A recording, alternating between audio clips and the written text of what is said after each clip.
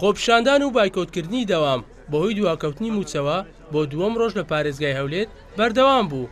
لە ڕۆژی دووەمدا هەر یەکە لە فەرمانبەرانی وەزارەتی کارەبا، وەزارەتی بازرگانی و پیشەسازی و وەزارەتی کار و کاروباری کۆمەڵایەتی و وەزارەتی تەندروستی بایکۆتی دەوامیان کرد و داوایان کرد بە زووترین کات موچەیان پێ بدرێت. دوو پەرلەمانی هەرێمی کوردستان دەڵێن 3 میلیارد دلار هەیە و بەشی بودجەی دابەشکردنی موچەی 5 مانگ دەکات. کەسی لەلایەک مەکتەبی سیاسی و دەستگا ڕۆشنبیرەکانی حیزبەکان وەڵامیان دەنەوە.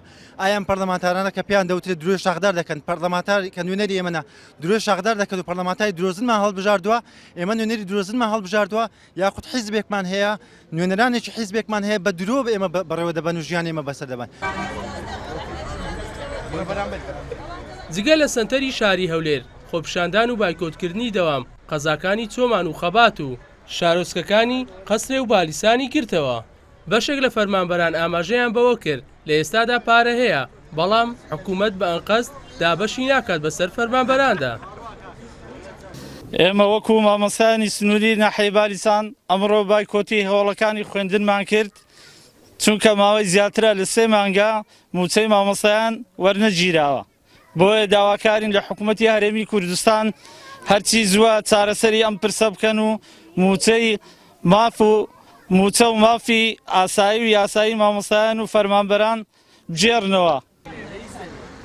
خۆپیشاندان و ناڕەزایەتیەکان زیاتر لەلایەن مامۆستایانەوە بەڕێوە دەبرێن و لەسەر کێشەی دواکەوتنی موچە سکرتاریەتی یەکێتی مامۆستایانی کوردستانیش لەگەڵ جێگری سەرۆشی ئەنجومەنی وەزیران کۆبوونەوە و ئەندامێکی مەکتەبی سکرتاریەتیش دەڵێت دوای زیاتر لە 2 کاتژمێر کۆبوونەوەکە هیچ ئەنجامێکی ئەوتۆی لێ نەکەوتەوە.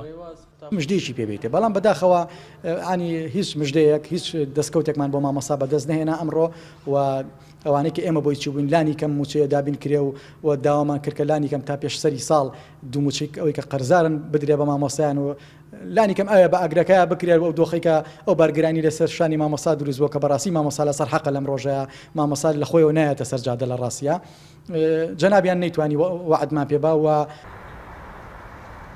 حکوومەتی هەرێمی کوردستان موچەی 3 مانگی فەرمانبەران قەرزارە و بەهۆی دواکەوتنی موچەی مانگی تەمووزیشەوە ماوەی چەند ڕۆژێکە خۆپیشاندان و ناڕەزایەتی چەندین شار و شارۆچکەی هەرێمی کوردستانی گرتوتەوە. ئومێد چۆمانی، NRT هەولێر.